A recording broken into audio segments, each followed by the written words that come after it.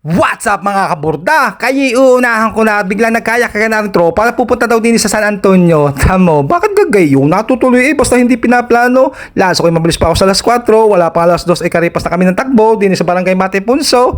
Are pala yung nakikita at nababalitaan ko sa FB na private resort na Balay Alfonso. Aba, pakiramdam ko yung nasa paraiso ko. Tanong mo agad din kagandahan ng kalikasan ng mundo at sa pakiwari ko.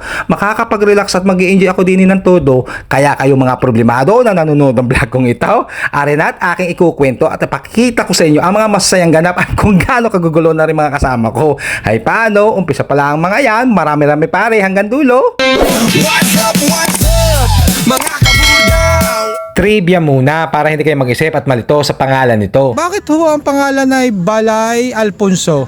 Yan ay parang bahay ng tatay ko, kaya Balay Alfonso.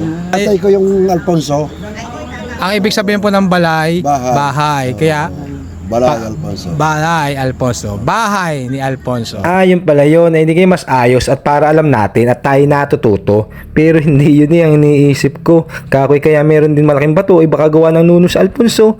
Biro lang at alam nyo naman hindi yun totoo. Pero ari talaga ang tunay at usapang seryoso. Nung unang hakbang pala ng mga pako dito patungo, ay ramdam na ramdam ko ang kanyang pagkasagrado. Hindi ko maiwasan manghinayang sa loob-loob ko na bakit nga ngayon ko lang gari nalaman, Diyos ko, na meron pala ditong kagandang resort na pribado. Di na madami din 4 kwarto. Kayang-kaya nilang i-accommodate ang kahit ilang bilang pa ng mga tao. Tapos isa sa mga napansin ko ay kahit mag-brownout o mag-blackout pa dito ay ayos lang siguro. Ay kita niyo yung mga solar na yan, kaya pa ikabit yan kung hindi kaya niyan. Ay oo, sa gaganda ng pusto. Walang Diyos. Liyong-liyo ko.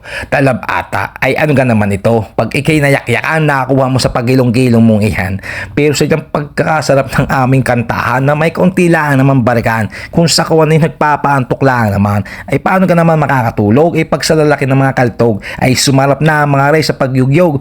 Ultimo nga sanang paalis na ang lahat at magsisiuwi na sana, ay ano ka inisa-isa pang pinaguhulog. Ang lako'y natatakot Hitin nyo ka kung may itcha at may barog.